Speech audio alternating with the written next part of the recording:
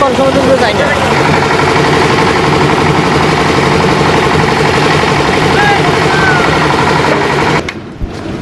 আমরা যশপুরা ছাদ ঢালাই দের ডিএসপি দিয়ে ছাদ ঢালাই আর এখানে হইলে আনছে বাংলা, এরপরে আমাদের ডালমিয়া দিক, তাও আরও কেমিক্যাল ছাড়া। কেমিক্যাল বাদেই ছাদ ঢালাই, এত বড় ছাদ।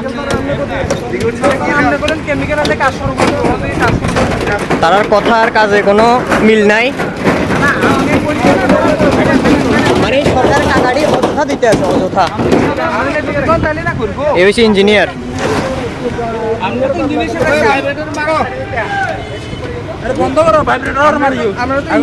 আপনারা ইঞ্জিনিয়ার হিসেবে প্রথমে কোন বাংলা সিমেন্ট দিয়ে নেবেন, এরপরে সিমেন্ট ফাল্টাইছেন, এরপরে লিকুইড নাই, ব্যাপার কিতা?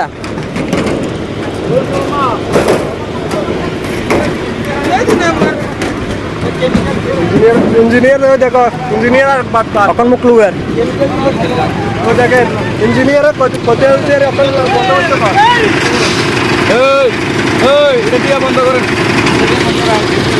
এখন কেমিক্যালের কথা করতে আছি, বন্ধ করতে পার ইঞ্জিনিয়ারে। না না, আপনারা আগে গেলে আগে কই গেছিলেন?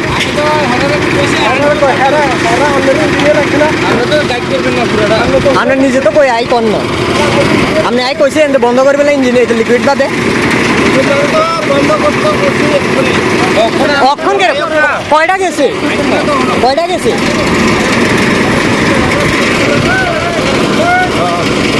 বন্ধ করেন।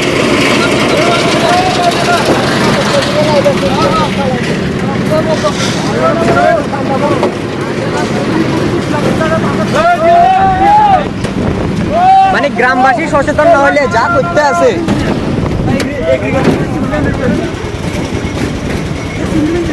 আর কি ক্লিয়ার আছে ইঞ্জিনিয়ার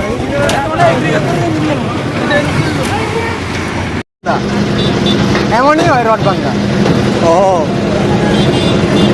মানে ওসে ছাদের লগে রটের লগে কোনো হইতেন নাই, রডের লগে কোনো পানে নাই। হ্যাঁ ওই ইগের রটের লগে পান নাই।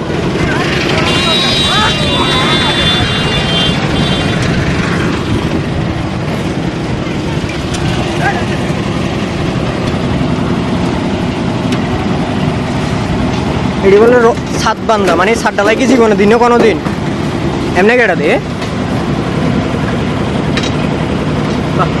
ছাদের রোড এমনি লড়।